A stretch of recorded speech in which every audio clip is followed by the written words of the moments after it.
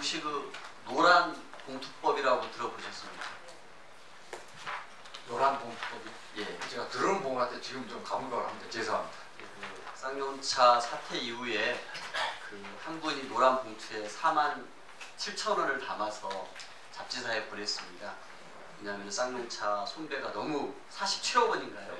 그렇게 좀 거액의 손배를 청구를 해서 그 노동자들이 아픔에 함께 하고자 해서 노란 봉투라는 게 시작이 됐습니다. 그래서 그분들이 손잡고라는 단체를 만들어 가지고 노동자들을 다 죽이고 가정도 파탄시키는 손배 가압류를 없애자 이런 취지로 노동조합법 개정안을 냈는데요. 그걸 우리가 노란 봉투법이라고 좀 부르고 있습니다. 아마 이제 우리 노동법안 소위를 하게 되면은 아마 20일 날 우리 이정미 의원께서 개정안 내신 것들을 논의하게 되지 않을까 생각을 하고요.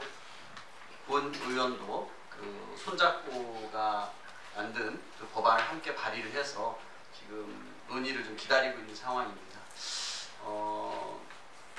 참 이렇게 우리 헌법 33조에 노동 3권이 보장되어 있습니다만 우리의 이제 근로기준법이나 노조법 같은 경우도 이런 헌법에 있는 노동자들의 이제 기본적인 권리를 보장하는 쪽으로 법이 운용이 돼야 되는 게 맞을 텐데 이 큰 틀의 이 법 제정의 취지에 대해서는 어떻게 생각하십니까? 헌법 33조와.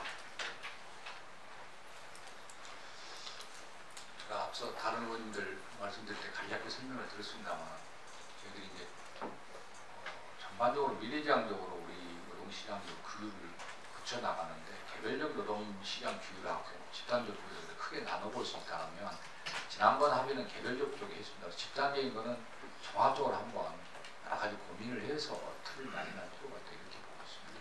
저는 오늘 이 자리에서 우리 장관님하고 한번 그 노조법에 대해서 특히 손배 가압류 부분에 대해서 이런 부분들 우리가 한번 좀 같이 고민해보자는 취지로 몇 가지 한번 말씀을 드려볼까 하고요. 그러나 또 고민 속에서 나중에 노동법안 소위할 때 함께 논의를 한번 해봤으면 좋겠고요. 그게 이제 우리 환노위에서 노조법 개정안 의결할 때도 힘이 좀 됐으면 좋겠다 이런 생각이 듭니다. 하나는 뭐냐면요. 현재 이 사업주 측에서 하고 있는 무차별적으로 하고 있다고 생각이 듭니다. 이 손배 가압류는 좀 회사의 좀 권리 남용에 해당하는 것이 아니냐 이런 생각이 듭니다. 2008년 이후 이명박 정부 이후부터는 기업의 이 손배 가압류는 노조를 파괴할 목적을 가지고 있는 경우가 상당수 있습니다. 아마 뭐 무노조 경영을 자랑 삼아 말하는 삼성 같은 경우도 S그룹 노사전략 문건에서 이 손배 가압류를 노조 파괴 시나리오의 하나로서 사용을 했고요. 유성기업도 역시 마찬가지입니다. 가브로토텍, SJM, KEC 등 수많은 기업에서 이 손배 가압류를 노조 파괴 수단으로 사용되고 있는 것 아니냐 이런 생각이 들고 심지어는 뭐 노조의 폭력을 유도하는 전략까지도 그 시나리오에 나와 있던 것이 있었습니다. 그래서 이런 좀 손배 가압류가 좀 회사의 좀 권리 남용에 해당하는 건 아니냐라는 생각을 좀 갖고 있는데 우리 장관님 생각은 어떠십니까?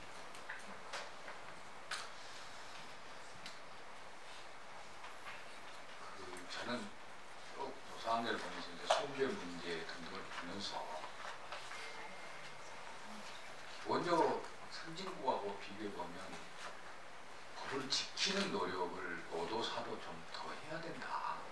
그것이 근본적인 해법이라는 걸 깊이 인식하고 있습니다. 그래서 여러 가지 이제 우리가 지난 87년 이후에 30년을 뒤돌아보면서 노사 모두 법을 지켜서 이런 원인들을 좀 해소해가는 노력을 하자. 제가 전에 이제 이 손배 가압류 문제가 심각해서 민사절차법 이제 손배 가압류를 우리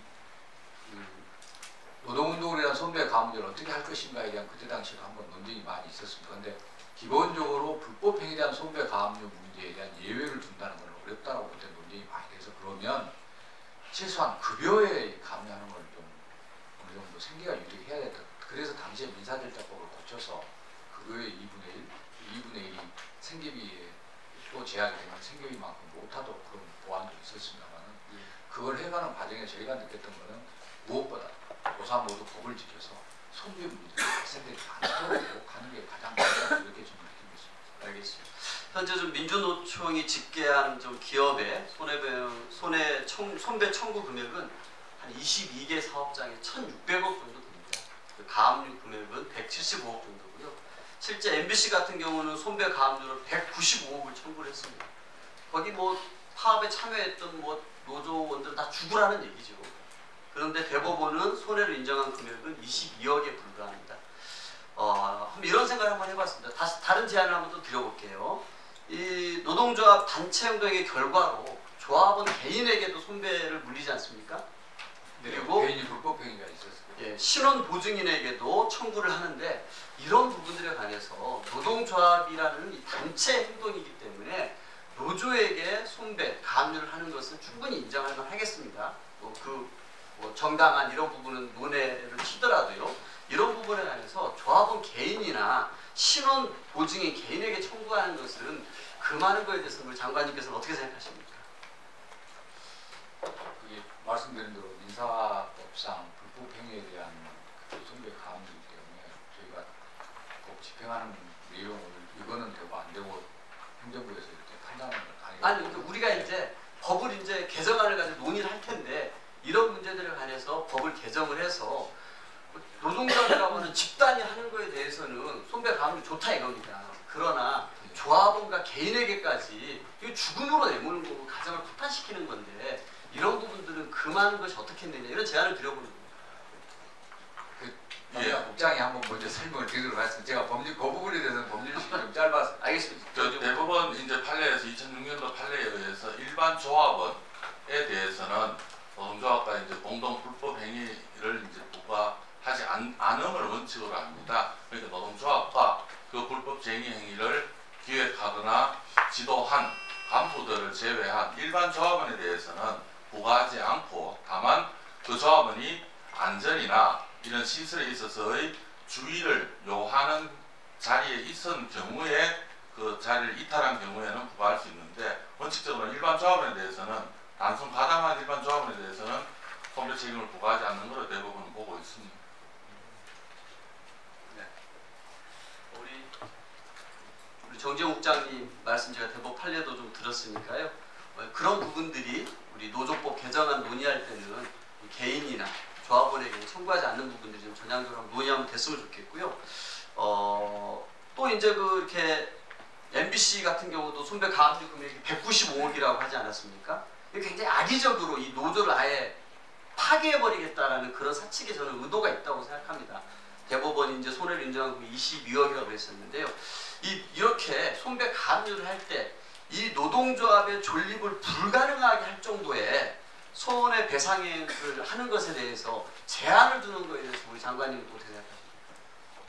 그래서 전에 저도 꽤 오래전에 그 민사경찰법 개정에서 개인의 급여 이렇게 절반 이상 못하도록 할 때 뭐 그런 부분도 좀 고민을 했었는데요. 네. 민사법상 문제가 많이 여러 개 연결돼 있어서 네. 제가 여기서 이게 민사법 문제가 근간이기 때문에 제가 여기서 이거는 안 된다고 답드리기는 어렵고 같이 한번 고민해 보시죠 이런 말씀입니다. 같이 또 이런 게 있습니다. 이렇게 손해배상 및 가압류를 할 때 경감 청구를 좀 할 수 있게끔 하면 어떻겠냐 이런 생각이 듭니다. 쟁의행위의 원인과 경위, 배상 의무자의 경제 상태, 사업자의 영업 규모라든지 시장 상황 등도 고려를 하고 이런 것들을 감안해서 손해배상액을 정말 기업이 청구하는데 무조건 다 받을 게 아니라 실제 정말 손해배상 및 가압류의 이 경감들도 한번 고민할 수 있게끔 법조항에도 한번 삽입을 하면 어떻겠느냐 이런 의견에 대해서 어떻게 생각하십니까? 전반적으로 손배 가압류가 근로자들에게 어려움을 가중시키지 않도록 하자는 의원님 말씀을 공감을 하는데 구체적인 방법 하나하나가 제도를 이 법에 들어올 수 있도록 할 수 있는 것이 민사법하고 이렇게 가능한지 여부는 저희들이 좀 법률적인 문제라서 좀 깊이 고민을 해야 될 요소라고 보입니다. 그래서 하여튼 제가 오늘 이제 이런 말씀을 드렸는데 저는 노조법, 노동법안 소위에서 얘기할 때는 충분히 이런 문제를 함께 좀 고민이 돼서 정부와 활발한 토론이 돼서 정말 이렇게 헌법에 보장되어 있는 노동 상권이 근로기준법과 노조법에서는 발살되고 있는 측면이 있습니다. 특히 손배 가압류 같은 경우는 악용되는 사례가 너무나 많기 때문에 이게 단순히 노동조합뿐만 아니라 조합원 개인에게까지도 너무나 죽음으로 가정파탄 내몰고 있습니다. 이런 부분들에 관해서 우리 좀 합리적으로 이런 부분들을 좀 이렇게 법으로서 구제할 수 있는 좋은 방안, 헌법에서 보장하고 있는 노동 기본권을 살릴 수 있는 방안들에 대해서 폭넓게 좀 이렇게 정부와 논의가 될 수 있기를 희망해 봅니다. 이상입니다.